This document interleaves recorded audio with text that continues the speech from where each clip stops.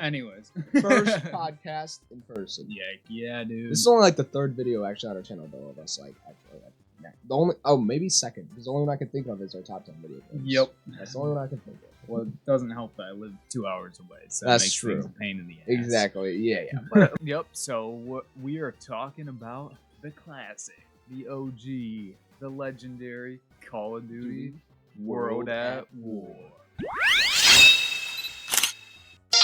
I But kind of wanted to go over like the Black Ops series, yeah, more or less, because exactly. that's the one that's that's the one we're next game, focusing on. So yeah, wanted to start with World at War, then go to Black Ops 2, 3, Oh, yeah. 4, I forgot what actually. then Cold War, and then by that time Black Ops 6. If we do have time, we would love to throw in a few of the different odd ones here and there. I mean, I personally love some Infinite Warfare and different games like that. I would love to talk about Infinite War and zombies in Space Lane. I got a lot to talk about in that game. But today we are actually taking it back in time with this one, Call of Duty World at War. 2008. To put in perspective, we were 6. Yes. So, and we're 22 now, so that would have been 16. Yeah, 16 years ago.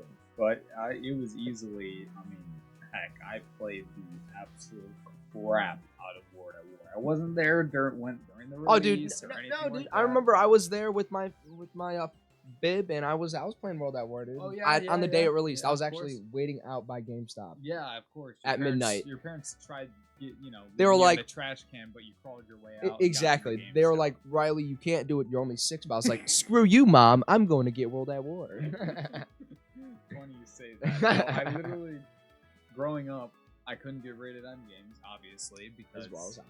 It's, we were kids. Parents wouldn't let you do that, even though, there were graphic settings and stuff like that that cut down all the stuff and World at War to really make it a T15 game. Mm-hmm. But I managed to, get World at War by convincing my parents to get me a 3-pack of COD 2, 3, and World at War. If I had known about that, I would have tried for that, but I got the 2 and 3 duo pack. So that was my, Is that your first mature Call of Duty? Yep, that was the first mature COD that I got with World at War, and boy, did I play the shit out of World at War. Dude, that's awesome, dude. So what was your first experience of finishing through the campaign and realizing did you know Nazi zombies was a thing up until? Yeah, because that was the main thing that drew me to that's why World at War, because that's what got me into COD in the first place. Was me and my buddy Michael Farrell growing up. We'd go over and I'd play Black Ops and Kino at his place, and we would play that and grind the high rounds for us.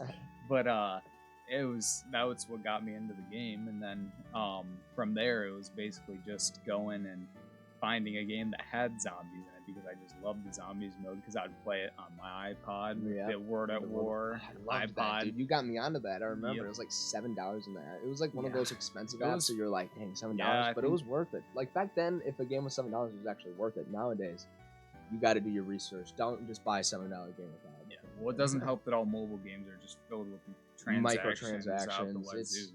Honestly, even free apps aren't even worth it, because they're not even free. So at the end of the day, they just hate games. Because I loved playing COD Black Ops. That was, funny. The COD Black Ops mobile was the first game that I went for high rounds. I think that the highest round I went on was around 277 on Kino. You got that high? It was so easy on the mobile version. Wow, I never they capped I think it was like the same shenanigans that went on with Shino Numa and World at War, where they capped it at 24 zombies around, but I remember just getting absurd rounds. That's insane. So you only had to kill 24 zombies each round. So the Thunder Gun would just carry you, and you would never have any max ammo issues. But essentially, that was basically the extent of the zombies I was able to get for the longest time was World at War, and the amount of hours that I put into Der Riese is probably if I could look back at my old playtime for that account for the Xbox 360, holy smokes, I put so many hours into it. It isn't even funny. How old were you when you got this game? I think I was like 4th, 5th grade. I would say 5th grade was probably almost into middle school around there, but I think 4th and 5th grade was when I got it. But I mean, all I cared about was the zombies mode. I played a bit of the multiplayer here and there. I did play the campaign. I loved the campaign. Yeah, the campaign for World at War is legendary. Phenomenal. Yeah, it really is legendary. It is amazing. You get Reznov's intro. You get to play as either the Russians or you get to play as the Americans. Yep. And you get the Japanese theater, and then you get the European theater, and it's just such a great story that they tell, and the way that they tell it makes you feel like you're there. actually there. Yep. On the front lines. It's actually Gets you hyped up for each and every mission. There's a wide variety of the types of missions that you get to play. Like I remember one of my favorite was the one where you were in a plane and you shot down at the boats down below, and then you eventually ended up landing and then helping people and that like survivors onto your boat ship. Or your boat ship, your plane that the plane that landed on the water when was able to take the pontoon, whatever it's called. I have no idea. Do I look like a boat nerd? A boat nerd or a plane nerd? I'm just a nerd for zombies. So, but essentially, the campaign's phenomenal. Oh my god! Should we talk about single player first then? Yeah, let's go. Oh my god! Man, so like you were saying, there's so many standout missions in this game. Like, there's gonna be a video I have to make on this game one day, just talking about the campaign because it's so good. But I love Semper Fi. I think this game has one of the best opening missions that get you really into the game. Like that opening cutscene, you're like, what the heck? It shows how gory. It sets the stage for how gory. One of the goriest COD campaigns, or just COD game in general. That opening scene is insane. I still have nightmares about it to this day. It's like actually crazy. I mean, it scarred me as a child when I think so. That's why this was one of my earliest That's ones. why it's M for mature. Exactly, and that's why it's M for mature. That's why I started doing that. They're like, well, we gotta take advantage. This is only the second COD with an M rating, so we gotta take advantage of getting that M rating. They definitely did do a lot of like gruesome stuff and whatever. Oh yeah. Showing the brutality of war and different things like but that. I feel like that just makes it feel more real, to be honest. It just makes you feel more realistic. Because like in the second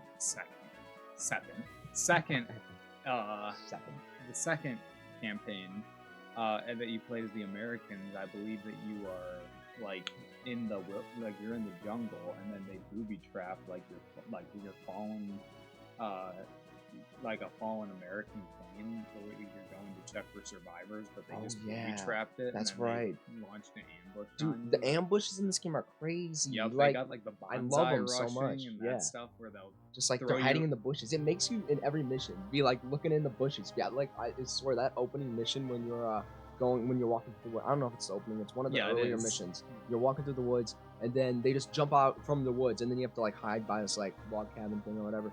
But I just remember that, and then it makes every mission makes you look good. And if you get attacked by them, you actually have to like it gives you a quick time event where you have to throw a bayonet to either one of your sides and then stab the guy in the neck. Such a nice touch. Such a cool touch. It just it continues with the fact that it's brutal. Yeah. It's like, I can't remember what campaign mission it is, but you can get the ray gun on one of the campaign Oh my god, missions. dude! I remember actually. Classic. Quick story time. You showed me that, and I remember in I don't know if it was middle school or something, and you're like, dude, you can get the ray gun on the campaign, like on one of the maps. I was like, no, you can't. I didn't believe him. And then there was like this weird thing because I didn't really know about Easter eggs back then. You had to do this like weird thing when you had to go in the divots on that one beach map. The one beach area before you went up to the area. It would just appear or whatever, like out of the ground. It was like so cool, and I was like, whoa, what are Easter eggs? And then that's how I got into like the mannequin one, with chopping all the mannequin heads off. So actually, that was one of my first Easter eggs I ever learned about. So. World at War was it's so much character, so much Reznov, one of the best characters in Call of Duty. Private Miller. Oh my god! The way the guy that yells mission every 5 seconds, and you're like falling on the ground. Yep, when you first meet Reznov. That's probably my favorite mission out of. Oh my god, it's one of my favorite COD missions of all time. Dude. Yeah, just the atmosphere, the pressure, where you genuinely are like, it's just me and this guy against the whole army. Yeah, because literally his whole crew, wasn't he like the last survivor of his whole crew that got ambushed or whatever? Yeah, he's like with his all dead comrades, like hiding in the bodies. It's like so dead ass. When I first played that mission, like I goosebumps, genuinely dude. couldn't even move my control. I was like, if I move the control, like I'm gonna get on by these guys. I was like so scared. I had no idea that Reznov was even there in the beginning until he started talking. Yeah, I thought he was made dead. Me jump out of my skin. Seriously, it was like a jump scare in itself. And then when you do the sniping mission, I think that's pretty soon after when you meet him. When you're like covering Reznov, I love that. All the missions with Reznov are amazing. Reznov, phenomenal. I mean, it's Reznov. He's goated. Goated. So. But essentially, oh my god. Like, sorry. Go ahead. Actually, I was just gonna say, like, underrated. They like, this was one of the first COD games where a death kind of hit me in the feels a little bit. Like, not like I wasn't like super distraught because he wasn't like my favorite character of all time. Not as hard hitting as Shepard killing Ghost in MW2. But when Roebuck died, I think it's Roebuck, Sergeant Roebuck, when he like gets like shot through the door, I was actually like, dang, dude, I like that guy. I like Sergeant Roebuck. Yeah, he like, was cool, dude. For real. He was a good character. And I feel like that kill just like really made it stand out, and also just really showed just like why these soldiers come back with PTSD. They literally see their friends like die right in front of them. It's traumatizing. Yeah, it definitely getting goosebumps talking about it. It's weird. It's just like it feels so real. Actually, the game. I love that story so much. It just does a great job. It just like it really is a war story. It might be Sullivan. I can't remember. I don't know if I wrote the wrong name. It's either Sullivan or Roebuck. I apologize. I think it's Roebuck. It might be Roebuck. I might have put the wrong name in there. But either way, I mean, like, they just do such a great job telling a genuine war story for both sides of the front, showing how it's the entire war, and then not only that, but then in between the missions, they show like the oil production, like this is what's going on at this point. This is what happened. This is the major battle that leads to you to being out here at this moment. I'm a huge history nerd, so I love the early Call of Duties for that aspect. Like, that's what I really like about Call of Duty 3. Even though it's not my favorite Call of Duty, I love how they add into the real history and like the aspects to that. I just love that part of it. All the earlier Call of Duty. I think this was like the last one that had it, I believe. But then that finale where you get to put the USSR flag up on the top of the German capital. You feel like a hero, dude. Dude, you feel like the king of the world. Seriously, man. I'm king of the world. Like, but then what is it? Because you literally get attacked and then you have to go and put the flag up there, and you're injured when that happens. Yeah, and then you lose the one Russian guy who would always write in the journal all the time. Bro, because he died right then too. Because he was like, I don't want to fight. Then he made it all the way there and died. So he did the best he could. He conked out at the finale. Loser. Well, we have been kind of sucking the D of this game, so I kind of want to throw in a critique in real quick. One critique I had about the campaign, it's kind of slight. I do love the campaign a lot, but I do feel like I love the co-campaign idea, and I really love that aspect. But I wish that you didn't have to beat the whole campaign in one sitting because every time I would play it, I would get through like the first 4 missions, and I would come back a different day, and I would have to restart. I don't know if that was just a me problem. Did you ever have that issue? I think that was just a you problem, man. Seriously? Then there's no critiques for this game. It's a perfect game. It was a problem with my console then. Because what the hell, Microsoft? That's an issue. I'm going to sue them about that because that's annoying. And I held that grudge for so many years. And I really thought that was a normal thing. But thank you for shining light on that. Yeah, I mean, I always was able to hop into the next mission. I just could push continue campaign. If you came back? Yeah. With co-campaign? Not with co-campaign. Oh, I was talking about co-op campaign. I think you have to play it fully through with the campaign by yourself, and then you'll have all the missions available in co-campaign. Gotcha. Okay. But, I did it on 360. Having a campaign where you can actually play through it with somebody else doing split screen. Love that idea. Yeah. I wish they I was gonna try to use a big word, but I can't say it. Implemented. I wish they implemented it into future COD games. Now I'm smart, guys. Yeah, big brain moment. But yeah, I mean, like, I remember playing so much split screen zombies, split screen campaign, like doing the. I mean, I think you could even hop into multiplayer doing split screen. Oh, I believe so. That was like the most co-op friendly Call of Duty game I think we've ever gotten. But speaking of multiplayer, I guess we can hop on into that. Let's hop into that. The multiplayer. I don't know about you. I played a. What? I don't know about you, but I'm feeling 22. No, that's right. Yeah, unfortunately. Thanks for jogging that out of the recesses of my brain that I tried to hide for 20 push years, down and keep away. All right, but no, I'm just messing with you. The multiplayer though, it was a good multiplayer. It was like what it took MW4 and added upon it. Agreed. I would say score streaks weren't as good as MW4, but they still did a good job with score streaks. But overall, I mean, I didn't play much multiplayer. The gun variety, the perks, the map variety. I do love some of the maps. From the little I played, like Dome I think that might be my most played map. Well, that one map. It just brought back a memory that I forgot about because I completely forgot about that map in itself. Right when I saw it, I recognized it. Yeah, and like me and you will have a video coming out on the channel, but me and Riley went and hopped back into the World at War multiplayer. I went into some modded maps. It's gonna be a banger, guys. So stay tuned. You guys will be up there in the corner. It might be out before this video, so yeah, we'll see. I guess we'll who knows? But essentially, I mean, I love the multiplayer. Although there is a very, where the power lays for the guns. MP40. Oh yeah, MP40. Oh my god, love the MP40. You're basically walking on sunshine at that point. Yeah, I mean, honestly, they did really pinpoint a few guns and make those the guns. The MP40 is very heavily buffed compared to other weapons, and then plus using the Juggernaut perk where you have extra health is just, which I'm pretty sure that was the last COD that had the Juggernaut perk, at least Treyarch wise. They didn't introduce it back into Black Ops where you could have bonus health added to your character. Wasn't there Juggernaut in zombies, but not in multiplayer, right? Not I got you. Not this last time was in multiplayer. Because they had all the perks that were later added to zombies. They were actually just multiplayer perks. Oh, okay. So Speed Cola, was that a Yep, it was called Sleight of Hand. Oh, but, yeah. Sleight of Hand was quicker reload. Double tap was still double tap. And then quick revive wasn't a thing, I don't think, because there wasn't really. I mean, you could get downed, but I'd have to look into that. I think revive, some sort of revive mechanic was a thing, but I mean, overall the class system was very well played. I mean, I love having custom names for classes. Oh yeah, dude, just being able to name them whatever you want without breach of not breach of security, but without them saying, no, you can't use that. I thought this was suitable for this game's code of conduct. Yeah. Hidden little, if you guys pay attention in that multiplayer video, you'll see some interesting class names. Did you make some funny names? Hell yeah, dude. I didn't know about that, so I didn't do that. But overall, I mean, they really did have a good variety of maps. So they had 23 by the end of their life cycle, which is pretty good. Good variety. Yeah. I mean, some standouts in my head were Mac and Day and Night were both great maps. Dome.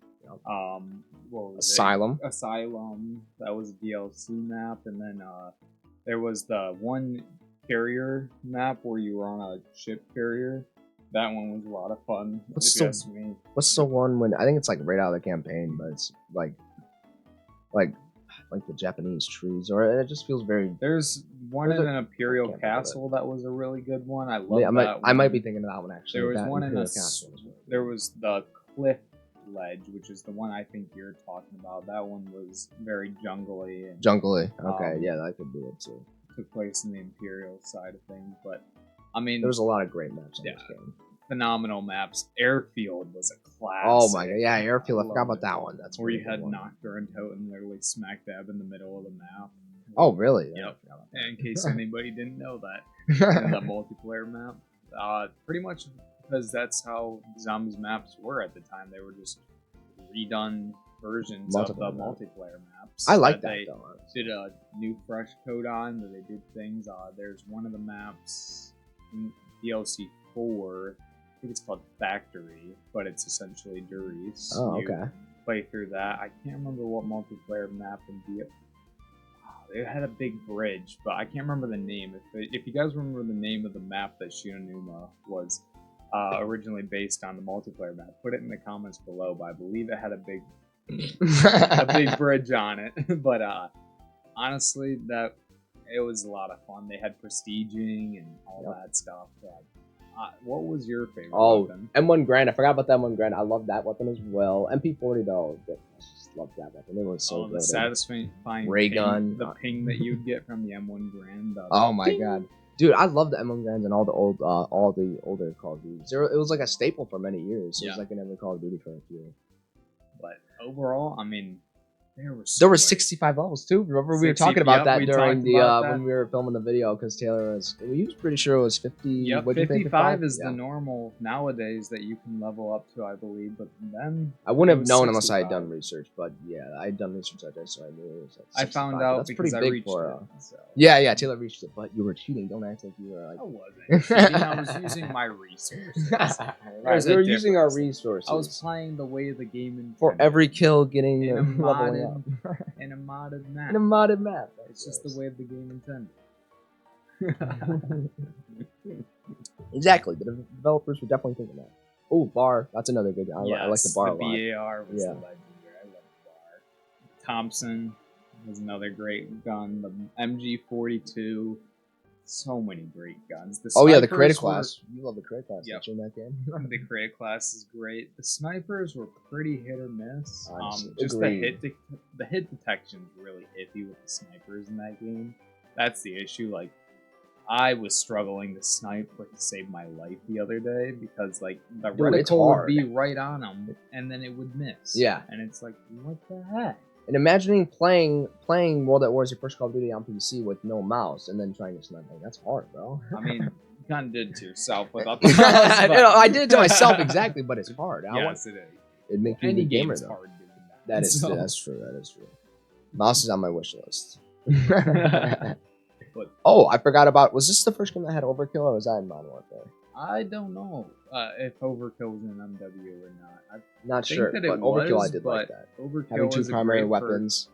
Having the two primaries. Being able to drive vehicles. Oh my god, I forgot about that. You could drive tanks on a certain map. I can't remember what map it is, but... Yeah, there were like 2 or 3 different maps that you could drive tanks on. That's awesome. The early Call of Duty, like Call of Duty 2 or 3 also did that as well. And like some of the newer games don't even do that. Because even in creative class, you have a specific slot for your vehicle, because you can have a vehicle perk, like it'll make the weapon cool down faster, or reload quicker, right, different things like that, and drive quicker. So there was the vehicle perks in creative class as well. That was pretty great. But I mean, just legendary.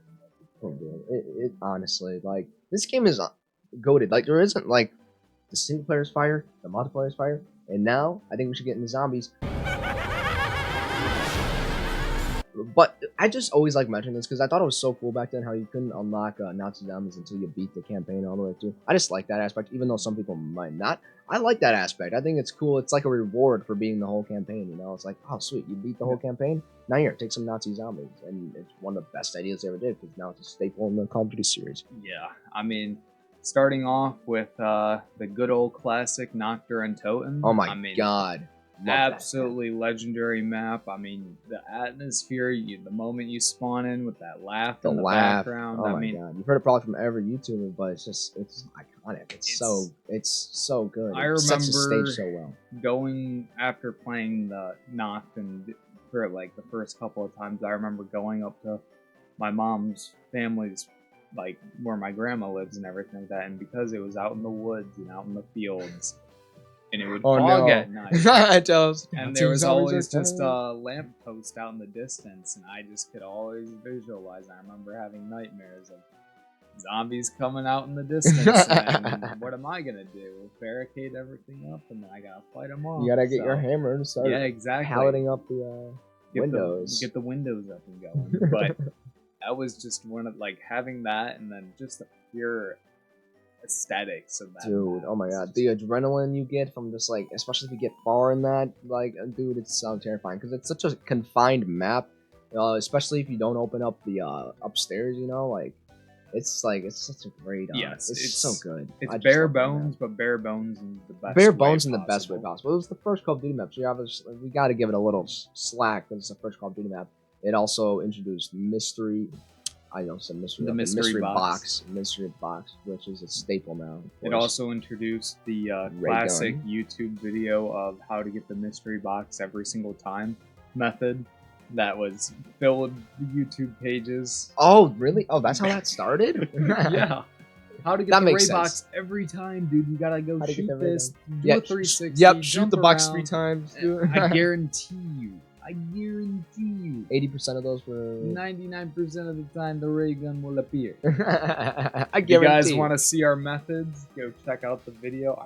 Honestly, Taylor did do it, and it worked surprisingly. Oh yeah, so. it works every time. I promise you guys. You guys will never be let down by that method. Guys, please say you catch us up.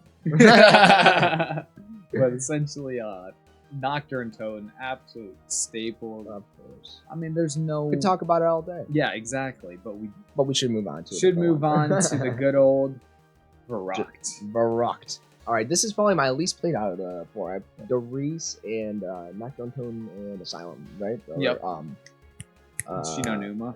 Numa, yeah. Yep, because there's 4 zombies maps. We got Nacht Der Untoten, Verruckt, Numa, and Der Riese. Der Riese, right. Definitely the most 2 played are probably Nacht and Der Riese, because those are absolute staples. Yeah. Verruckt is difficult. I like Verruckt, but it is hard. It is a hard map. There is no ifs, ands, or buts about it. There's no insta-kill wonder weapon. The only way to get the high rounds is by traps. The super sprinter zombies are just a nightmare. Oh my god, those things are horrifying. The close quarters of the map, I mean, again, it knocks it out of the park with the scary and the creepy factor, and then you get people screaming in the background when you do certain activations. And I mean, I have gotten jump scared too many times playing that map. I turn around, zombies right there, and you flinch harder than anything else, and it's like, holy smokes. But I love the fact that I don't love it, but I think it's interesting the fact that they introduced power in this map for the first time on the zombies map, and then if you're playing 4-player, you get split up in 2 different teams. Oh, interesting. On either side, and then you have to meet up to do the power. I mean, you don't have to. One side can just go to the power room, and the other side can hold out and gain That's kind of cool, though. But yeah, essentially, it really emphasized teamwork. I mean, that's really the best way that you could stay alive in co-op, especially in a map that close quarters. But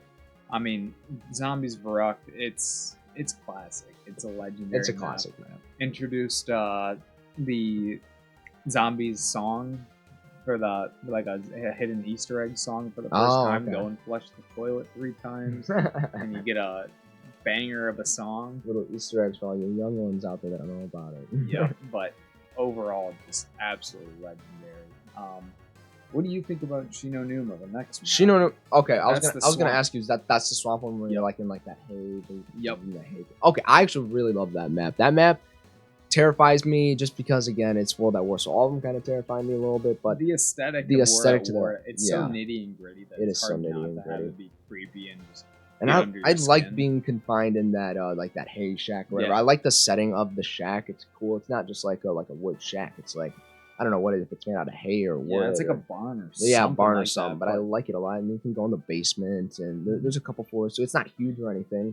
But it's kind of. Can you leave it? I can. Yep. There's different doors that you get to head out. Yeah, so it's kind of a bigger one too. So in that map, there's 4 different paths that you can go on from that main shack, and at that end of those paths there are little like booths, another like little shack. Oh, okay. And in those shacks there's the 4 perks. So in each one of the different locations, and it's randomized from game to game. Right. But Numa introduced us to the dog round. Oh, everyone loves the dog rounds. World at War dogs are freaking tough.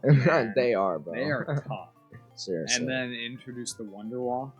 Oh, the Wonder Weapons, yeah. Absolutely just staple first major wonder weapon other than the ray gun. Yeah, those 2 were the first 2, right? Yep, the ray gun and the Wonder Walk were the first major wonder weapons, but the ray gun was in the first 2 maps, and then the Wonder Walk appeared in Numa and Der Riese. Oh, okay. But it had the flogger trap, it had the lightning trap, the traps, the electric traps, it had the zip line that you could get to and from. Oh my god, yeah, the main shack down. That was fun. There's a lot of cool ways of exploring. It technically, if you want to talk about the mobile version, it had the first Easter egg because you had the Peter McCain, his grave. So you know the guy that's hanging in the spawn room in Numa, the guy that's hanging. The guy that's hanging. Yep. Yeah. I was trying to blow him up with grenades because. Yeah. If you guys don't know, there's a hidden trick where if you blow them up and get them off the line, and then if somebody goes and touches that body, they instantly die. Really? I was trying to get you to fall for it, but I couldn't get the thing to blow. You would have off totally the got leg. me because I didn't know about that. But the Easter egg for the mobile version is the Peter McCain grave. So essentially, once you get all the doors open in the map, your knife will get replaced with a shovel, and it'll instruct you to find Peter McCain's grave.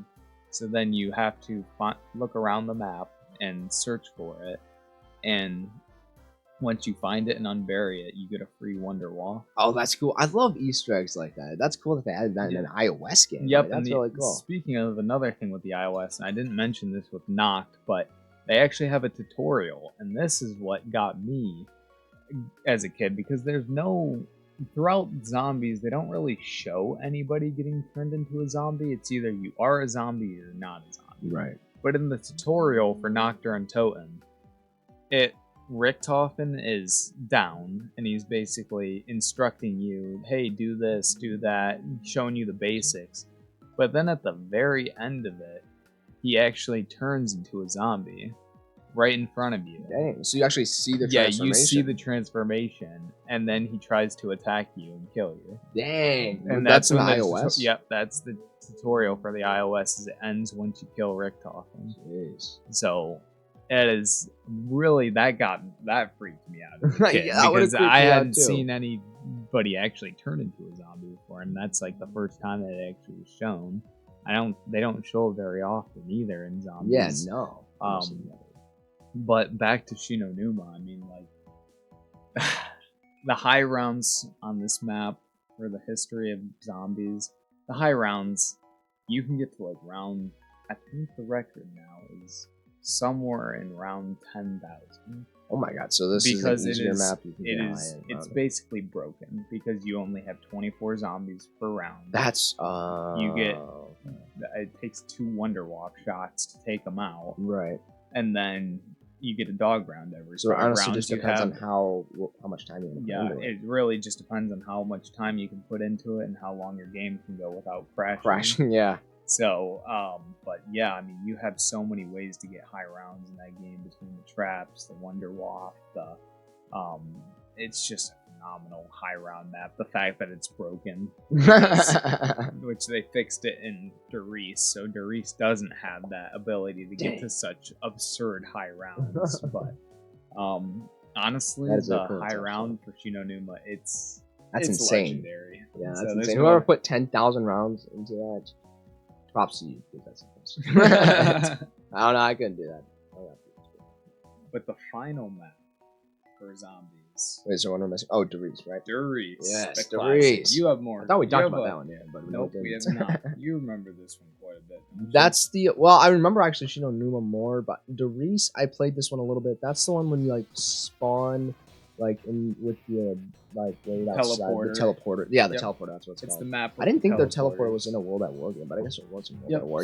Yeah, I remember that map. It's a fun map. I like the openness to it and turning on the power. It's a classic. It's a classic Call of Duty map. I mean, it's like a lot of people's favorites. Yep, it's the map that I easily had the most amount of time on. So it's the map that introduced. You got the map down. Yeah, down pat. It introduced Pack-a-Punch for the first time. You go to the 3 different teleporters and you link them up, and then that just added so much replayability to the zombies mode.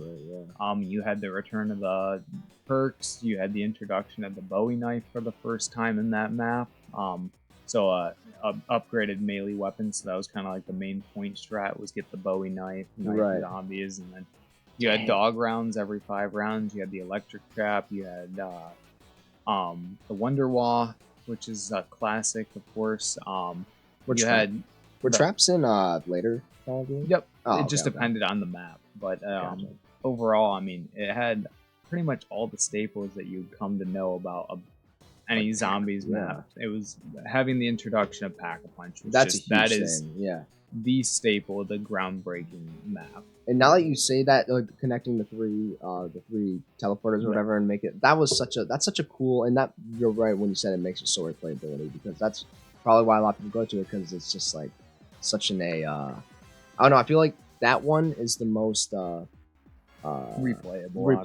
out of the whole, just because it feels like story structure maybe.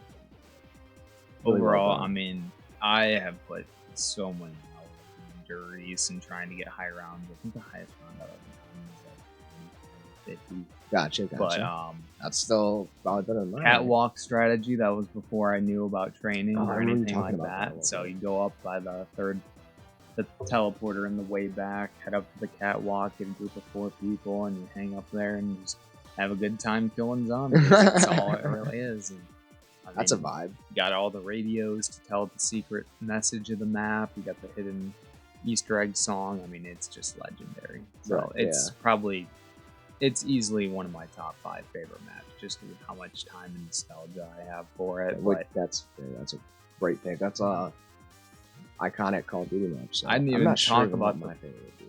I didn't even talk about the fact that in Shino Numa you got introduced to the 4 staple. They call them.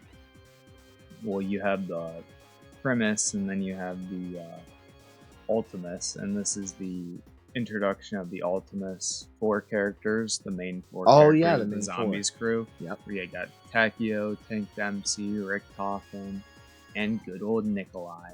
That was introduced in Shino Numa, you said? Yep. Yeah, because I'm playing as Nikolai. It was really the start of the Zombies storyline and the start of the craziness that it is today. Yeah, the lore is insane on that game. I will say, though, I love games with insane lore, so that's why I'm a huge fan of the Call of Duty Zombies just storyline in general. Just even though I haven't played all the maps, and I was more of a single player and multiplayer guy when we were growing up on them, but it has such an in-depth story. Such an in-depth story, and I love listening to it. Same thing with the FNAF lore. Like that one, I played all the FNAFs besides the most recent one, but the FNAF lore is also just really good. I just really like lore-heavy games. Lore-heavy games where they're you just have interesting a deep, to me. complex story. I mean, well, it's like 2 stories going at once, pretty much. Which I really like. And it was all told through radios and ciphers. It was never told to your face in the beginning. Right, and I like that more. You actually have to kind of look for it. It was all hidden, and then it was a lot of the community speculation. And then, I mean, and truthfully, it kept me personally excited for World at War. It kept me excited for World at War. It kept to have that constant replayable map that I can always go back to and play and have a good time and enjoy it, and not. Because that's kind of the thing with the later Call of Duties is you get more complex maps, you get more complex things, and it gets way more complex. You don't just get to hang out and just have fun shoot zombies. Yeah, it just turns into more of a chore somewhere. And I definitely think that World at War is special, and Zombies mode overall, absolutely phenomenal. It's created something amazing and created a staple of the series that is now far bigger than we could have ever imagined. Honestly. When I was in elementary school, I mean, I dreamt up so many different things that the Zombies thing could go. Because I mean, I got into Zombies when Black Ops 1 at DLC 4 for Black Ops 1 was my introduction to. Dang, so you weren't there for. You've been there for quite a while. I mean, You're for my more age, of an OG, yeah. For your age, that's quite a while. For your age, that's pretty good because you've only been 8. Yeah. Yeah, so that's pretty good. I mean, I absolutely Zombies mode's always had a soft spot in my heart, and yeah. I wish I was around. I wish I was allowed to play them, so I could have been around for that time. Because I didn't get. When I finally was able to start getting them every year, it wasn't until Advanced Warfare came out, which was right at the end of the prime Call of Duty, in my opinion, or a little after. Black Ops 2, I would say, was the last one. That was amazing. Well, I'm saying in the original prime. There's been some ones recently that have been good. I would say that peak Zombies, the community and everything. I would say that it peaked at DLC 1 of BO3. Yeah, BO3. I would have been playing Call of Duty, but for that one, I just didn't get. Wait, you know what? Maybe I just remember Advanced Warfare when it came out, but I think I would have not been able to go until BO3 because I would have been 13. But anyways, I mean, I got BO3 came out. It was right around that era. So it was high school time. So for us, at least, we were in high school at that time. 13. So we were in high school. 2016. BO3 came out in 2015. 2016 was but I guess it's so. But I don't think we would have been in high school, and we also had junior high too. We were in high school because I remember when BO3 came. Yeah, when BO3, because I remember watching the Revelations Easter egg cutscene in Spanish class. Oh, gotcha. Okay. But, last down the pass. Dude, seriously, it's been that long, that's just crazy. Yeah, it doesn't feel that long. But it really doesn't. Zombies needs to come back, dude. What happened? Cold War was good. Cold War, honestly, one of the better CODs in a while. The single player and Zombies. weren't great. I didn't really play much of the multiplayer, but overall, a couple. One more thing I wanted to mention. One more thing I wanted to mention is there was a couple other. This was one of the Call of Duties that actually had a lot of came out on a lot of different consoles. So there was a Wii version that I didn't play for World at War, but I played Black Ops Wii a little bit when I was young. I remember playing at a friend's house, and I was like, "What is this?" And then the DS ones, there was a DS one that came out for World at War as well, which is really cool. I never was able to get that either. It would have been made before, and I never saw that like at GameStop or anything, like a World at War DS game. That would have. Yeah, I would see the Black Ops one sometimes, but I never like saw the World at War one. They had it come out for iOS. And iOS, yeah, exactly. Like it was all over the place. World at War has probably one of the most consoles that the game was released on. It was quite a lot. Variety of them. Real, yeah. Pretty much any console you had, it was there. So, yeah, but overall, I mean, let us know what your guys' thoughts on World at War yeah. is. For us, I mean, we're just gonna leave it at the fact that it was the legendary start to the Black Ops series. Real. The legendary start to Zombies. Phenomenal campaign. Phenomenal multiplayer. Knocked it out of the park on all the roads. 10 out of 10, Kenny. Easily. 10 out of 10. 100%. Yeah. It's one of my favorite. It's in my top 5 Call of Duty games for sure. It's one of the best, hands down. And for campaigns, it's also just up there. It's up there for everything. So, with that, I hope you guys enjoyed the podcast. Until next time, this has been Riley. Taylor, take it easy, guys. See ya.